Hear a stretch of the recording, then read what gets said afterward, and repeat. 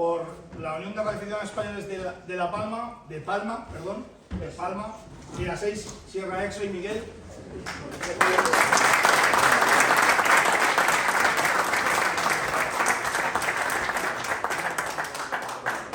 No sé si está de Ure Cartagena, es que no lo he visto, a 5 Juliet Yankee Unión, no está, se lo enviaremos, que también consiguió los 12 poseos. Todos los operadores que he nombrado consiguieron los 12 poseos. Después de la charla le daremos el premio a 8 Zulu Sierra Manolo, que consiguió los 12 poseos por Ure Las Palmas. Y vamos a entregar, Pedro entregará el premio a la asociación, al Radio Club, que promovió en mayor número de socios los contactos, que es Ure Torrent.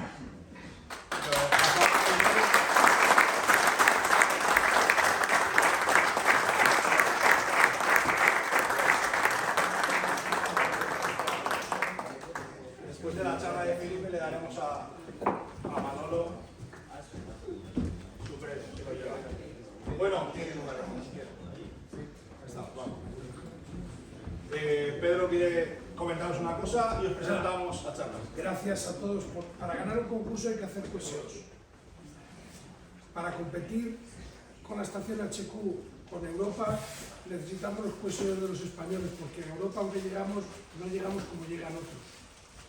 Este año, gracias al patrocinio de Juanma, pues se ha notado un impulso importante en la participación de estaciones españolas en concursos. Tenemos las mejores estaciones o de las mejores estaciones más punteras de concursos. No sé si al nivel de la de Philippe o no, pero nos vamos acercando, sobre todo unos más que otros. Y nada más, yo no voy a aburrir. Habéis venido a escuchar a Philippe. Yo simplemente voy a aprovechar para darle las gracias a Philippe por haber venido hasta Ávila y enseñarnos un poquito los entresijos de su estación de concursos y a lo mejor algo de su técnica operativa que nos permita algún día a lo mejor llegar a alcanzar el nivel que tienen. Así que os dejo con Philippe y que disfrutéis de la charla. Gracias.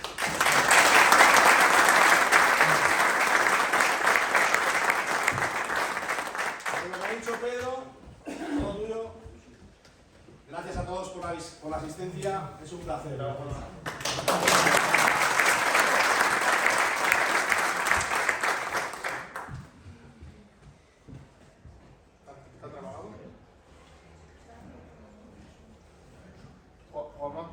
Sí, perfecto. Okay. Sorry. Voy a hacer en inglés porque mi español es un poco limitado, pero si tienen dudas en español pueden colocar, no hay problema, pero la presentación va a ser en inglés. Y voy a hablar un poco de nuestra estación y mi padre. Es una estación pequeña, un espacio pequeño. Es lo mejor. It's the best we can make with small property, small terrain. I will talk a little bit about everything, every aspect that we can see. So I'm going to talk just a little bit about background. Then we talk about the station, the evolution of the station. How can we use it in remote? Also, we'll talk just a little bit about the team behind, and WRTC participation, which was the first one. The first time the Portuguese team was. It was the first time that the Portuguese team was in WRTC, and some of the results. Of course, questions in the end if anyone has any questions. As you must know, my name is Filipe Lopes. I'm from Portugal. I was born in Luxembourg. Was very small. I was very young. We went to Portugal. I'm 36 years old. I work in France for a company called Free, which is a telecom operator. My father is Jose. He's in the room. He's a CT1 CJJ. Since very young, I was amateur radio.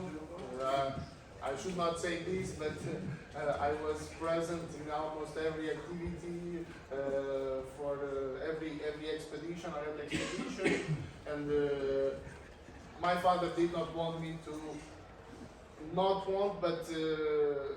not be interested in this hobby because it was very time consuming and I was small children and I had other things to do with my colleagues other than radio sport.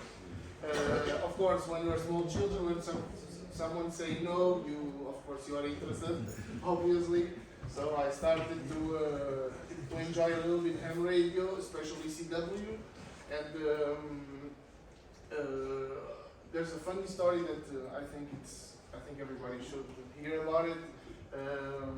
My father is left-handed, and so I was very young. I was not amateur radio, and he did not want me to use the station. He left work, and I was at home, so I had nothing to do, and I see this CW key, and for him not to know that I did touch the CW key and I was a little bit on the radio, I learned CW with the left hand. So today I do CW, I do with both hands, but CW I do with high speed only with the left hand because of this, because he did not want me to learn to operate the station, and so for him not to know, I learned CW this way. With the left hand. I want also to talk just a few seconds about my mentor, which was Julio. Julio passed away unfortunately last year with a illness after not about COVID, but it was between COVID. He was a very important person in our life. He was one of the persons that taught me a lot about everything that we need to know about ham radio, how to work properly in a pilot, how to follow a contact, and of course he was always my first CW key was offered by him, and he was a very important person too during all this during let's say my I'm thinking about French words, I'm sorry, because of the three languages in the head during my ham radio activities. Our station is located in southern Porto. In here on the left, on the right you can see Porto Airport. Here in the north, so we're about 45 minutes drive. The station is here in Espinheira. It's about 14 kilometers to the sea, about let's say 15 minute drive to the sea. This is the north part of Portugal, of course. The station is a very small lot. It's only 15 meters by 20 meter terrain. It's in the middle of the, let's say, woods. There is only two houses behind. One of the houses is not. There is no one living there. The other house is a neighbor. We have two towers, which you can see in the picture here. What I'm pointing is the Europe Tower, and we have the North American Tower. This is This is a tower, of course. This is power line, very big power line. It's about 35 meter high, 40 meter high. The towers are 25 more or less, 25 each. When they were renewed, so now it's 25 meters. Here, this is a hill, so we're going up, and we are about 195 meters above sea level. Of course, you can see also that both towers are very close. They are only 14 meters apart, 14, not 40, 1-4. This is the space we have. This is the space that we always work with. We used to have only one tower, which is the North America Tower, which I call it North America now because it has the start to North America. And we used to have only tri-bander and two element 40 meters, and we changed these over the years. The station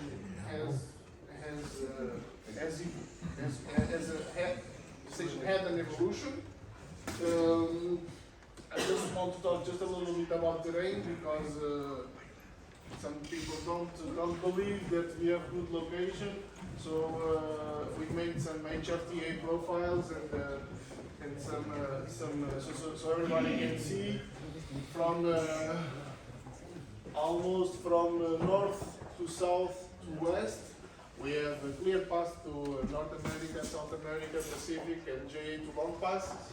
And of course, fortunately, to Europe and Asia, and also to Africa, we are blocked with mountains that are closer than 1,000 meters, that are closer than 1 kilometer.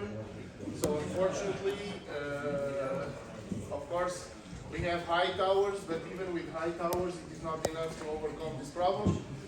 So this is why we focus. This is why we focus on this path, because we know that we have good path, we have good antennas, and we try to do our best with what we have. I just want to show this little hey what's at graphic. This line is, for those who don't know, this is 0 and 1 degree altitude. So this means that this is what the tower sees at 20 meter high. This is 40 meter high, sorry. This is 20 meter high, so you can see that here we are completely open. We can see the sea, this is the sea of course, and from north to south through the east, we have the mountains of course. We have this little opening, and this little opening here is between 40 degrees and 50 degrees. And so the Europe tower was designed, the height and the gain of the antennas was designed to especially try to have the maximum signal we can on this direction. Of course, if we had a 40 meter tower, which we cannot, but if we had, this would be the profile. Unfortunately, we cannot. We play with what we have, so it's quite good enough to do what we do. That's it. The station had an evolution, a very big evolution from 2016. I went to France in 2012, started to work there. I was able to put some money in the side to work with on the station. This was always one of our dreams, to have a contest station that we could enjoy and we could share with the friends.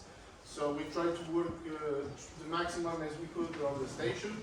We started with just some tri-banders. We only had one tower. Then we installed a small second tower where we put a 2-element quad that was a gift from my mentor. He had a very high gain quad, and we transformed it. Then after a few months, we transformed from 2 to 3 element, and we only had some wires. These are just one particular aspect. These antennas were all the antennas that were used for the qualification for WRTC 2014. So we did not have any big antennas, only the ones that are shown here in the first until 2016. After 2016, I started to work a little bit with HFTA and to see the height, which was the perfect height, or the best height possible for the QTH.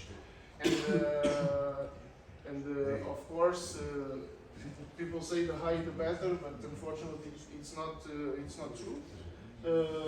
For example, for the United States, this is why we have a stack, because sometimes the signal, when the conditions are for closing or opening, the lower antenna works better than the higher antenna, and the opposite too. So this is why we have a stack towards the United States. I started working on with Arduinos. I started working new antenna switch because I was, let's say, fed up that I had 1 million buttons to switch and to configure, and it was very, very time consuming. So what I thought was, why not to use touchscreens? Because everybody uses touchscreens nowadays, why not to use in the station? So I found that there was this brand called Next Station. Next Station is very easily programmable. So I tried to start some programming on with the touchscreens, with some relays, and then in the end I said, why not to try to make the station better using all this kind of hardware. So I worked with the Arduino and also with some C# to try to make the station in remote, because after between 2018 and 2019 I had some health problems, so I had in mind for the future try to operate from remote from France, and so I implemented something that was that I could evaluate and make something better in the future, not do something and okay, it's not configurable anymore. This was the work we did in 2016. We tried to rebuild everything we had. We took everything down. We bought some aluminium, and we tried to make new antennas, tri-vendors, because this was the best solution we could have for the terrain we have. As it is a small parcel. My father built a new tower from scratch. The tower is 25-meter high. We also built all the antennas. The antennas, we thought about making a stack of 3 tri-vendors. In the beginning, 3 tri-vendors on the North America tower, and then 1 tri-vendor on the Europe tower, and then we changed it later on to 2 tri-vendors only. Well, this is just not to spend too much time on details, but the station had an evolution between 2016 and 2019 from 1 tri-vendor and some wires to 2 tri-vendors, 4-element 80, 2 verticals on 80, 1 vertical on 160, and 3 plexes and micro filters. Continuing with some photos. This is the station in 2013. Which had so many buttons, so many rotary switches, and so many things to touch. RX antenna was with the small LED boxes. This is 2016. 2017, well, I already had the touch screens. As you can see, no more buttons, no more rotary switches. 2 590s. And then this is almost the finished station, just almost similar to 2017. This is the station today, as it is, 2 TS890s with 2 OM amplifiers, and everything is on touchscreen. With all the power switch boxes are outside, and there are only 2 hard lines that come from enclosure to the indoor. So this is how everything that uses switches is outside, close to the tower. You will see photos I will show you. But this is the view I have today for a single operator 2 radio. Of course, the station is we have more space, so we can have 4 radios for multi-single or multi-2 or whatever we want to make. Okay, so in 2016 we start to make some work. This is the new tower that was built in the garden. Was my father who made it with some plans. We start to disassemble everything on the north. This is the North America tower, and we can see here we start to put the 40-meter 4 elements. The antenna was built as it is like this.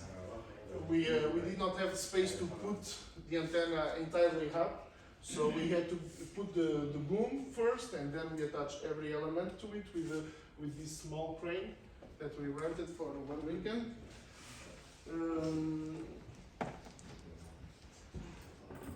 So this is some photos of the works. This was the preparation for the 80-meter verticals. We have two-phase verticals. You can see my mother helping, putting connectors on the radio. We also had to do some night work, so it was easier to install everything in the. Oh, by the way, part of the I will come back because I'm sorry, only one thing. This is slavery. I just want to say something that is important that I forgot. Here in the station, this is the in red is the area of the terrain. Most of the wire antennas are not in the terrain, are on the neighbors.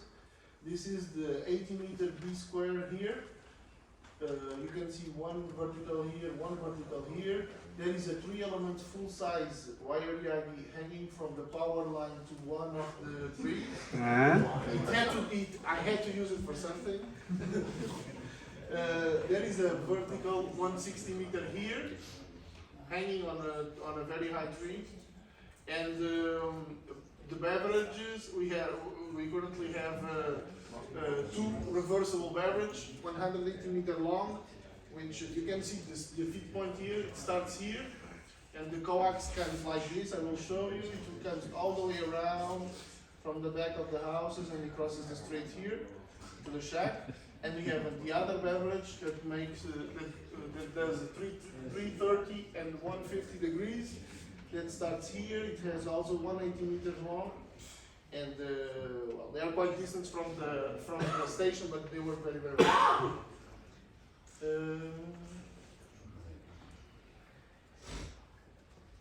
So basically, since the beginning, I operated almost every time I saw Tuar. The last few years operated, so I will show you some photos of the Arduino work. Sorry.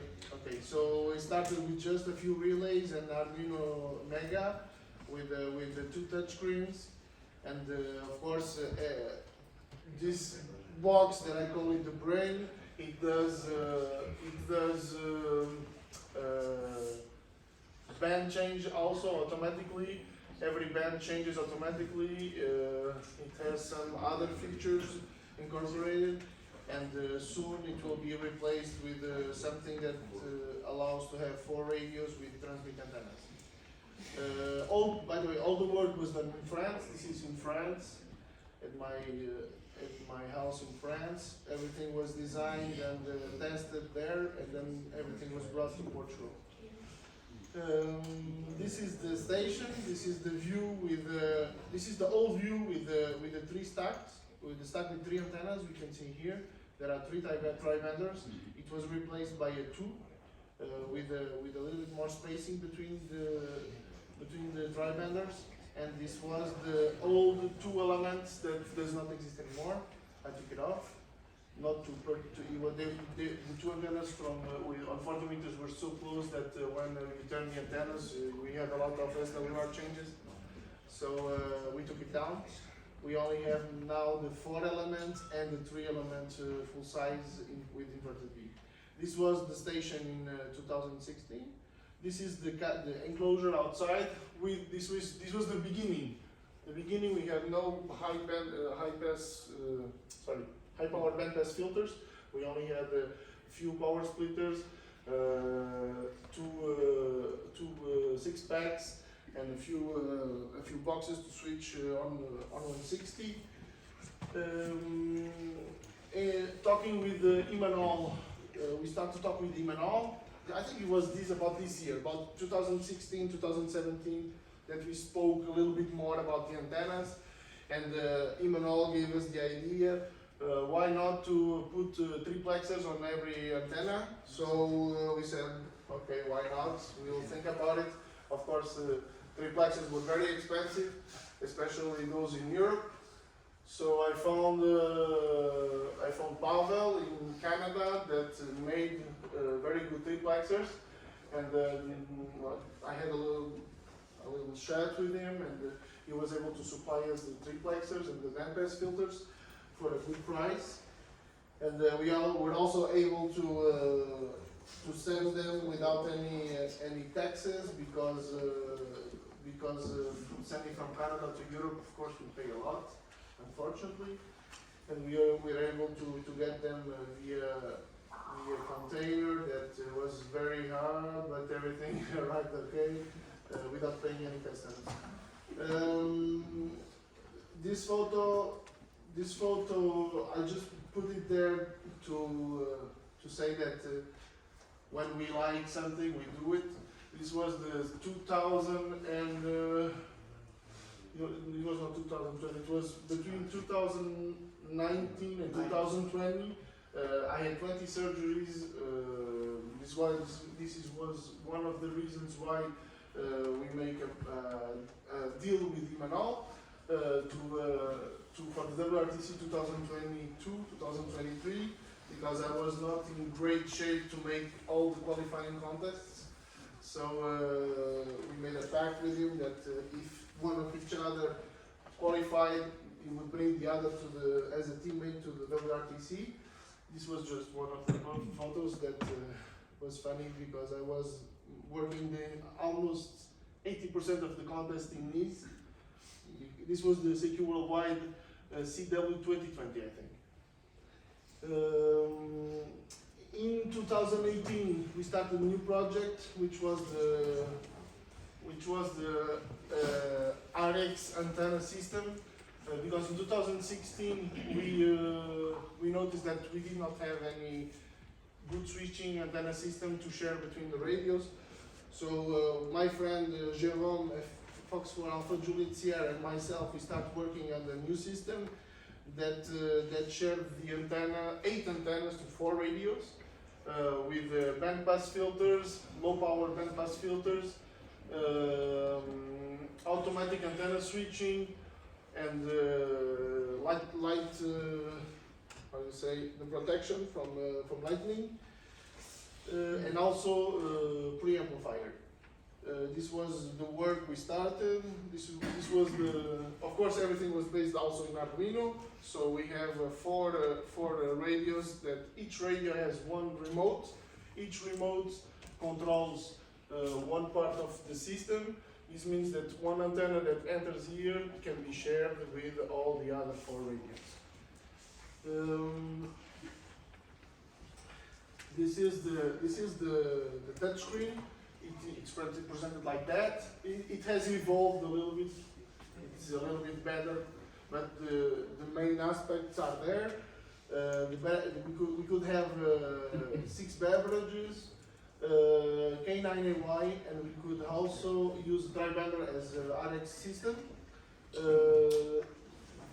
I put this photo here because while we were doing this, Imanol went with Aider and I don't remember the Roberto to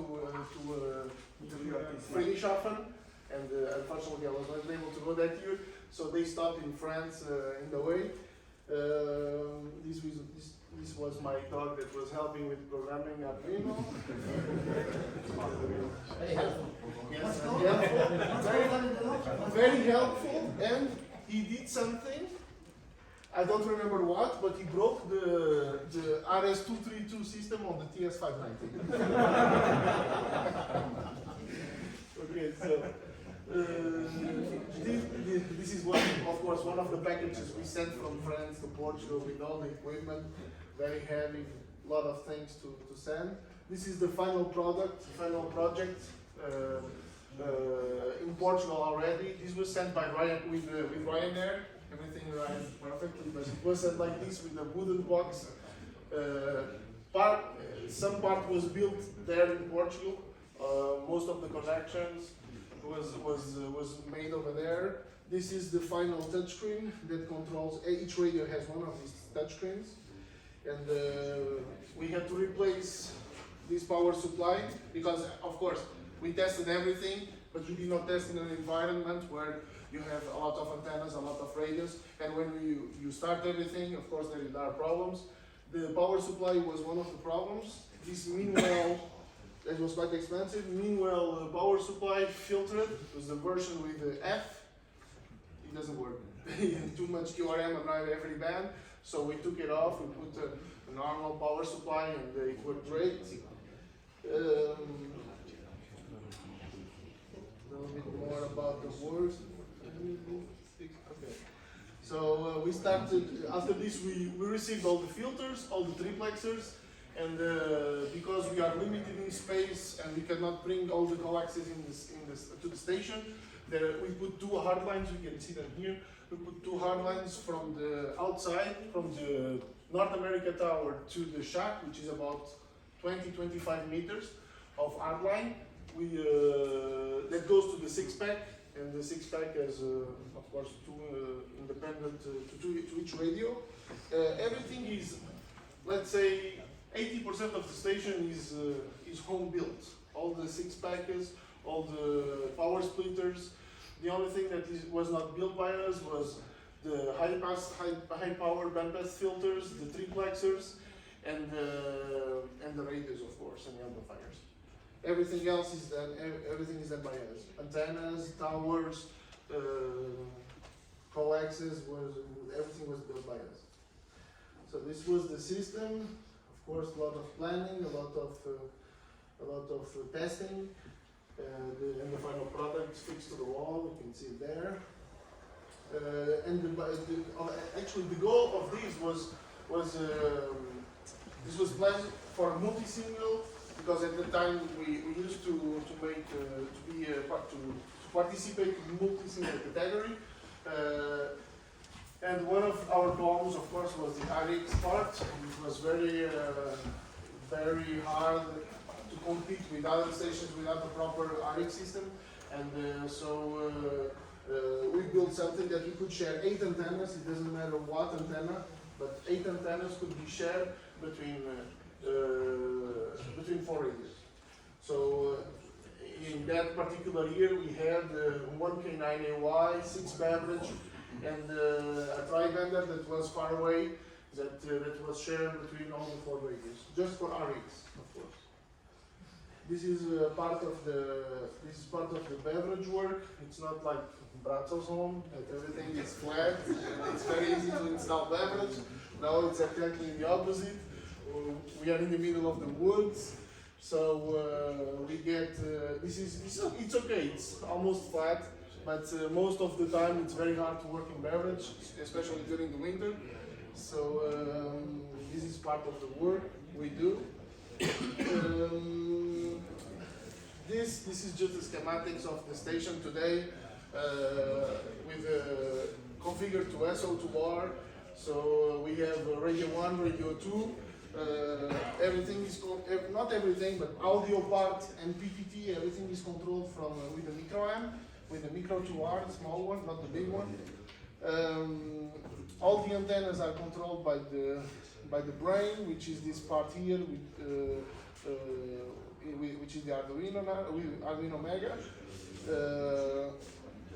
It's every radio is connected to the Arduino, so it knows exactly where to be, when to be, and then all the antennas, of course, are connected to a relay system that sends 12 volts outside to switch every power switch, and of course by the way, every triplexer has its own 50 ohm load.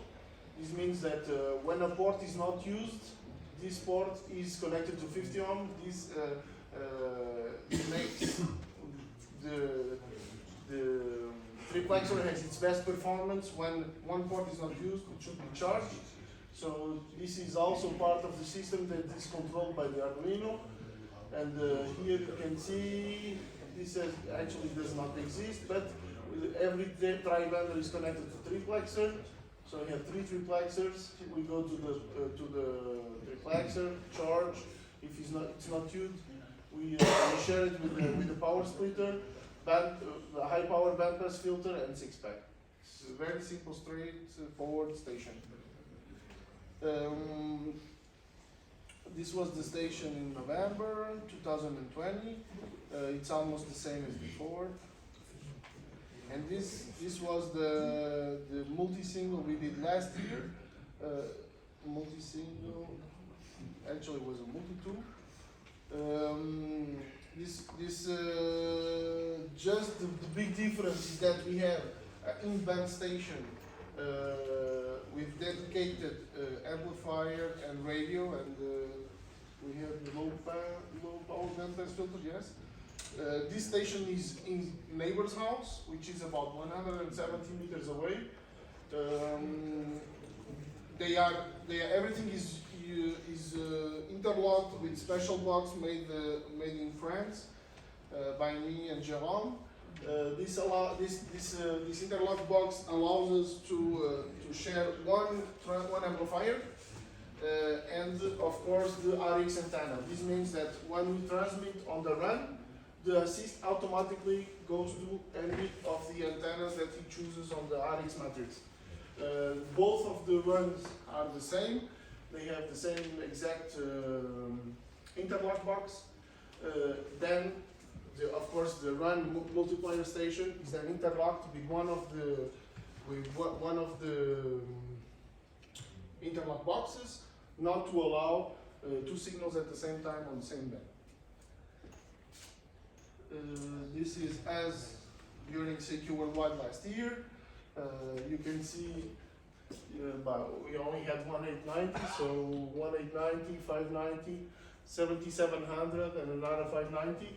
The other station was the station from Iberradio. He brought from Spain to work with us. The shock is very small. It's we can only fit. You can see here 4 people in the table, and then there is another one which is not closed. That was the station that ran the in-band and the multiplier station, which you can see here in the background. This is the run multiplier station. So last year we had for the first time we worked the CQ Worldwide as multi-2. We never did that before. It was a last time decision with Imanol, because we were quite a number of operators, so we said why not to try multi-2, and I think it's the category that might be most interesting for us, because we can multi-single nowadays is very hard, because we compete with big stations like Brazzo. And so we try to be where we can be and where we can take most of the station, and the most we can do of the station is run. Running is very good at our place, especially to North America. So we wanted to try, and it worked well. This year we will do it again, but with some improvement in the mult and run station, and that's it. This was the team from last year. It was Spanish, French, Portuguese team. As you can see, of course there was my mother and Iber that helped us. I would just want to talk a little bit about remote operation, because most of you know that I also am able to work from wherever I want. Basically, concerning the rotators, I'm using A4TX ARS USB for rotators. This is what I use to turn both towers, because we only have 2. The remote software to change the antennas, to switch the antennas, was made by me. It was a C# software, very simple software. Anyone can do it. It has band data automatic on both radios, and we can choose any of the antennas on any band. I did exactly the same thing with the RX antenna. So now I have access to any of the positions of the RX matrix via USB to any of the computers using this software. This software allows to choose any of the position, choose the preamplifier or the LNA, and also it has band decoder automatic. To use remote, when I'm on remote, of course I use AnyDesk, 2 sessions of AnyDesk, one for the running softwares and the log, and the other 2 that runs the radios and the amplifiers, because the amplifiers are remotable. I think I have another, yes. So you can see this on the left I'm using for logging and to run the softwares, and on the right I'm using another session of AnyDesk with another PC, of course, that runs the logging the radio control and the amplifier. And yeah, there's another one that's not shown in the picture, but there's another TS-A90 and the power amplifier. Of course, these are just some photos from me with friends that help us. As you can see, as I was saying in the beginning, I was there every time present on all the radio activities. This is Samuel here in the top left that passed away so many years ago, but he was a very good contester also. We enjoyed so much IOTA expeditions, so we were there all the time, always with my father, trying to improve the station. This is Cedric and Jérôme in France. We tried to brainstorm also a little bit about the station, what we can improve, what we can do. These are friends in Madeira Island that we did some IOTA expeditions. This is me operating with Lina. This is baby girl from my sister. And of course, most of you know Toby. He also, we crossed paths in Clermont, in France, where I am. So the team behind all this, of course, my mother, which is here, Celeste, my father, you guys know also, Manny from which is currently living in Portugal. He's doing half Portugal, half United States. He helped us a lot, especially when we want to buy something in America. It's much easier with help with someone from there. Jérôme, which is an amazing RF engineer. Cedric, which is very good guy at planning and helping with the brainstorming. George, I don't know if he's here, but no, he was here earlier. George is the guy that always saves us. George is the guy that the contest starts tomorrow or at midnight. The radio broke 1 hour before. George will repair the radio in 10 minutes and will bring it to us at the George, without George, today would be nothing. Solange, my girlfriend here, which is here today, I don't know how she stands all this, but okay, for now it's good, she understands. Bruno, which is our pilot, he's piloting TAP, he's very straightforward and he does everything by the book.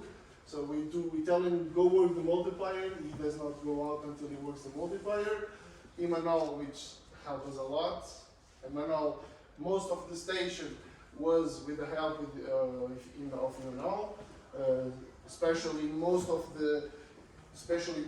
the antennas were designed with the help of Emmanuel. The stack also, everything that the station is today is also part of Emmanuel. João, which is our climber. João, he likes to climb, he does climb works with my father, and he's always present. He's always there, everything we need, he's always there. Just some time about the first WRTC participation. Portugal was never present in the WRTC, only as referee. José was there, I think, 1996 as a referee. Portugal never had a team. As I always enjoyed contesting the years before WRTC 14, I tried to make as many contests as possible to qualify. Fortunately, there were 5 teams qualified from our region, which was Spain, Portugal, Belgium, France, and another country. And we were able to qualify. Everything was planned in France also. Everything, the triplexer and the filters everything was built up there.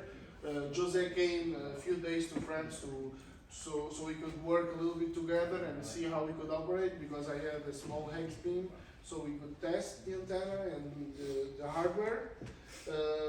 We did okay in the contest. It was not the best location because unfortunately we had some problems with a hill on the direction of Europe.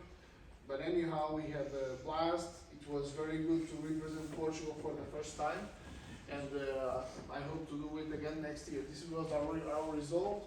We were 39th out of 56 teams, and of course the participation plate. The main contests we do, of course, are the three main contests everybody knows: CQ Worldwide, WPX, and RRL. I am mostly a CW operator. Almost 99% of the contests are in CW. All the SSB parties done mostly from my father, operated by my father. Or we try to do more multi-single now with friends or multi-two. Of course, I did some activities and contests outside Europe, from DP5X, 6Y1V, from Madeira, also from Krasis, K1LZ. These are some photos from the outside activity at 611V. This year we constructed the station in 2016. There was nothing there. We built antennas, towers, everything that had to be built, and then we came back in 2007 to make a real contest. These are just some scores from in CW. We have the 1, 2, 3, 6. It's the 7th year in a row that we are number one Europe in CQ Worldwide CW. We can see an increase, exponential increase with 2 BSIQ. As you can see, I started a little bit earlier practicing, but it was very hard to implement. But then with scripts was much easier. So from 2019 to 2020 was a big difference, and we keep it like that. The main goal is to reach 10,000 contacts without dupes. Let's hope for this year, we will see. Otherwise, Emmanuel will never ask me again to go to the station. Because every year, Emmanuel says you need to come for multi-op in CW. I said to Emmanuel, not until I make 10,000 contacts with BSIQ. So let's see how it will go this year. We operate also in WPX sometimes. It's not the easiest contest because WPX is a 36-hour contest, and it's not only about the planning, but there is a lot of activity from Asia, and we lose a lot because Asia for us is not possible, unfortunately. And so sometimes we win, sometimes we don't, but we are always present as we can. Of course, the RRL is the contest we almost win every time if we are there, because well, the numbers play for themselves, they speak for themselves. We have always very good results, especially of course, this is my opinion. I think the RRL to be a competitive contest worldwide should be 36-hour contest.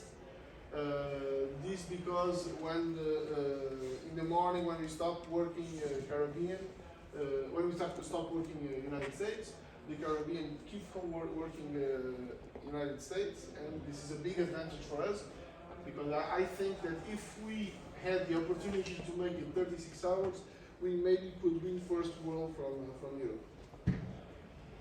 These are just some small part of the plates we have.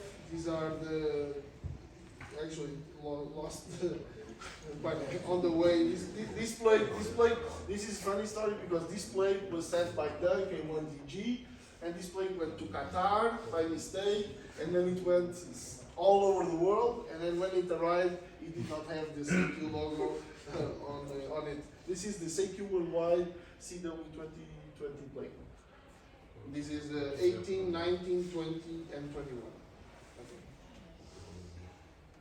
WRTC, just to finish, WRTC to 2022, as I spoke before, I was not able to make all contests. I did not intend to make all contests to be qualified, so we made a deal with Imanol that the one who got qualified would invite the other.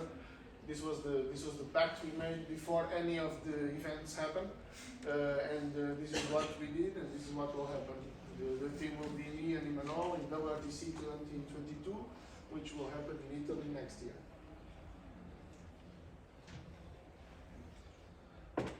That's it. Thank you very much for everyone. Sorry, it was my first presentation. I'm not used to this kind of presentations.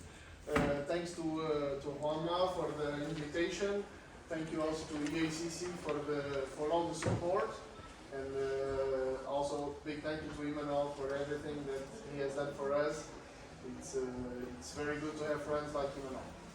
Any questions, please?